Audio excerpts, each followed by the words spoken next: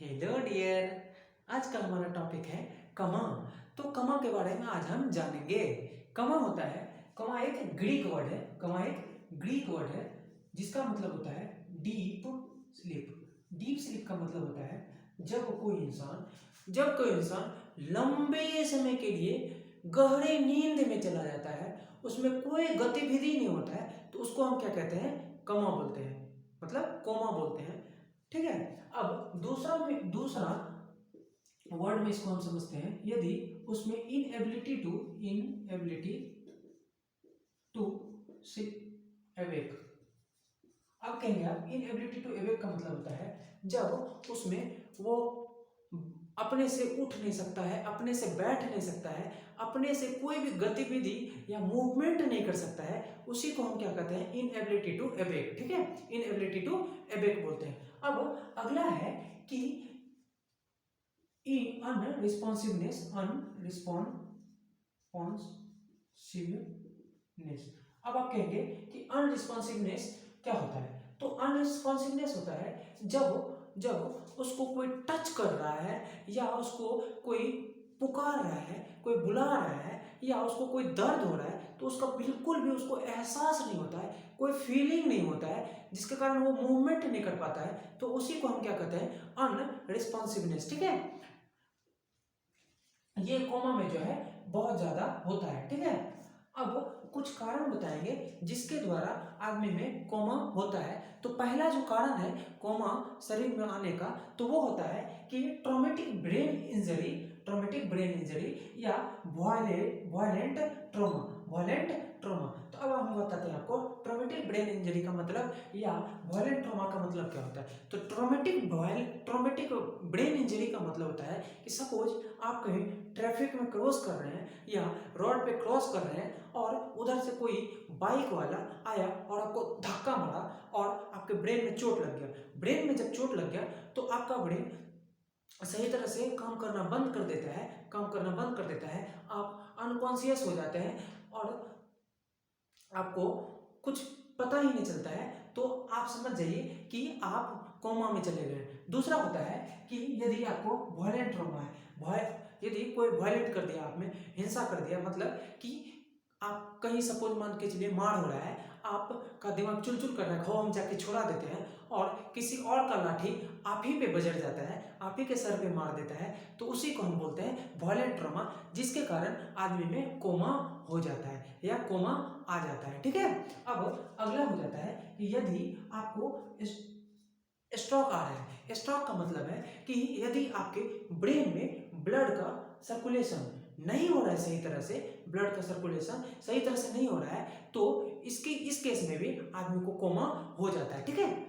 अब अगला हो जाता है कि यदि ब्रेन ब्रेन ट्यूमर है। अब आप कहेंगे कि ब्रेन ट्यूमर क्या होता है?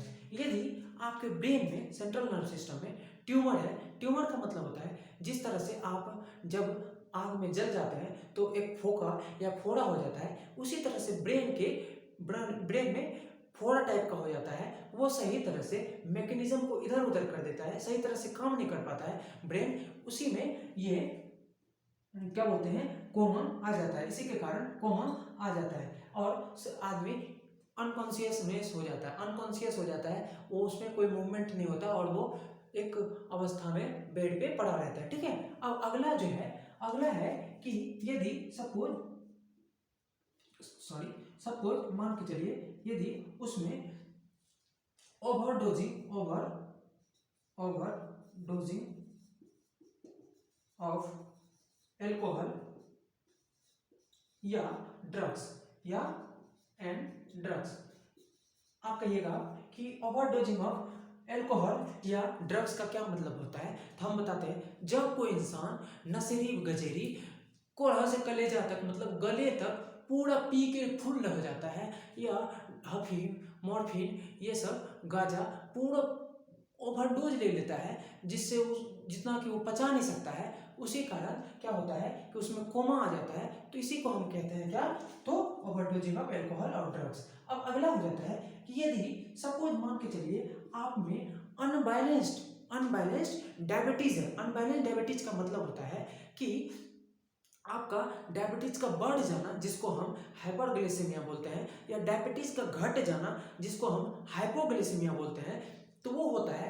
तो आपको आपको कोमा आ सकता है, या इसके कारण भी कोमा आदमी में आता है। क्या होता है? आदमी में कोमा आता है। ठीक है। अब अगला है कि यदि आपको रिपीटेड सीजर आ रहा है, रिपीटेड सीजर आ रहा है, रिपीटेड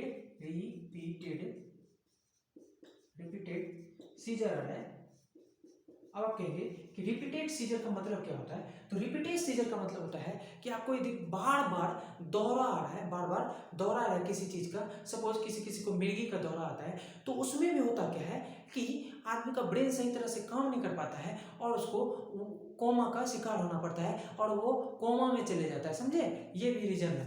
अगला हो जाता है कि वो होता है कि कार्बन मोनोऑक्साइड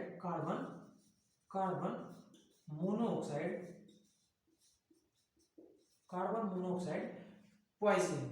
अब आप कहेंगे कि कार्बन मोनोऑक्साइड पॉइजनिंग होता क्या है?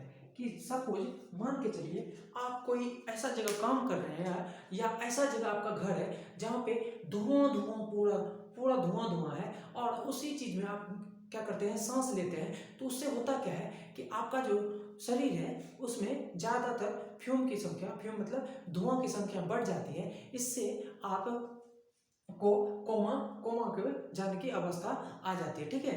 अब जो अगला है, और अगला जो है अब है वो है सातवां, वो हो जाता है कि यदि आपको हैवी मेटल पॉइजनिंग है। अब आप कहेंगे कि हैवी मेटल पॉइजनिंग क्या होता है? तो हैवी मेटल पॉइजनिंग होता है कि जब इंसान के शरीर में जैसे कि आयरन या जिंक या कॉपर जो होता है एक मात्रा में हमारे शरीर में सही होता है, यदि आयरन की संख्या हमारे शरीर में जितना जरूरत है उससे ज्यादा हो जाता है, तो क्या होता है कि हमारा जो टिश्यू होता है, सॉफ्ट टिश्यू, उसको धीरे धीरे एब्जॉर्ब करने लगता है और उसका संख्या हमारे शरीर में बढ़ जाता है, जिसके कारण हमको क्या हो जाता है, कोमा का अवस्था आ जाता है, या कोमा से हमको झेलना पड़ता है। ठीक है। अब हम कुछ सिम्टम बताएंगे। अब हम कुछ सिम्टम बताएंगे जिसका मतलब सिम्टम मतलब कुछ लक्षण बताएंगे जिससे आप पता कर सकते हैं इस इंसान में कोमा आने वाला है या इस इंसान में कोमा है। ठीक है। तो फटाफट हम करते हैं, 1 मिनट बस। और तो अगला है कि सिम्टम क्या होता है? तो सिम्टम है, पहला सिम्टम हो जाता है कि क्लोज्ड आइज। आप कहिएगा कि क्लोज आइज का मतलब क्या होता है? वो जिसमें ये होता है, कोमा होता है, वो अपना आंख बंद कर लेता है बिल्कुल और एक अवस्था में चले जाता है, लंबे समय के लिए वो सोता डीप स्लीपिंग में चला जाता है, और उसमें जो होता है आंख उसका खुला नहीं रहता है, उसमें कोई मूवमेंट नहीं होता है। दूसरा होता है कि उसमें इरेगुलर ब्रीदिंग होता है। इरेगुलर ब्रीदिंग का मतलब होता है कि उसका, 1 मिनट, इरेगुलर ब्रीदिंग का मतलब होता है कि उसको जो सांस लेने की प्रक्रिया है उसको रुकता है फिर चलता है, रुकता है फिर चलता है, जैसे मतलब ऐसे होता है उसके शरीर में। तो इसी को हम क्या बोलते हैं? इरेगुलर ब्रीदिंग बोलते हैं। अगला हो जाता है कि अनरिस्पॉन्सिवनेस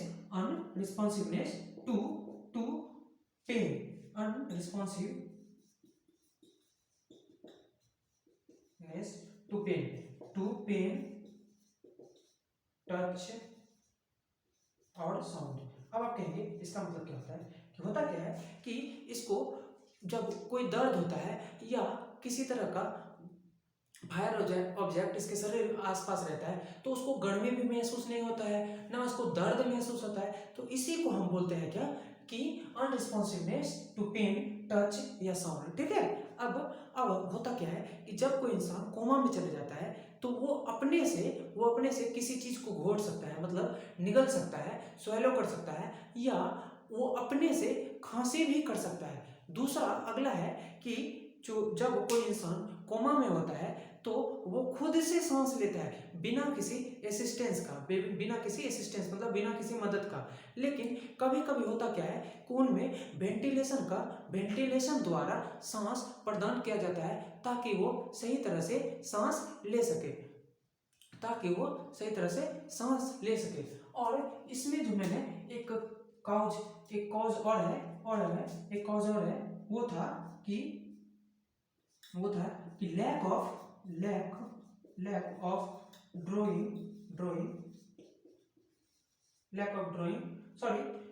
ऑक्सीजन आफ्टर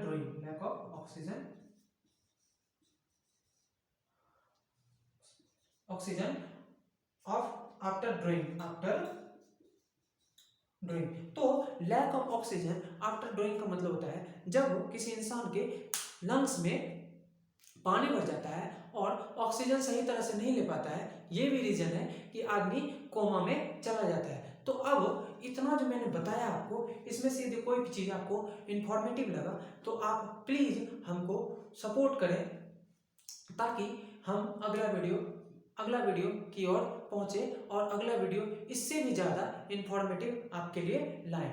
तब तक के लिए, अगले वीडियो के लिए धन्यवाद और नमस्कार, जय जयकार।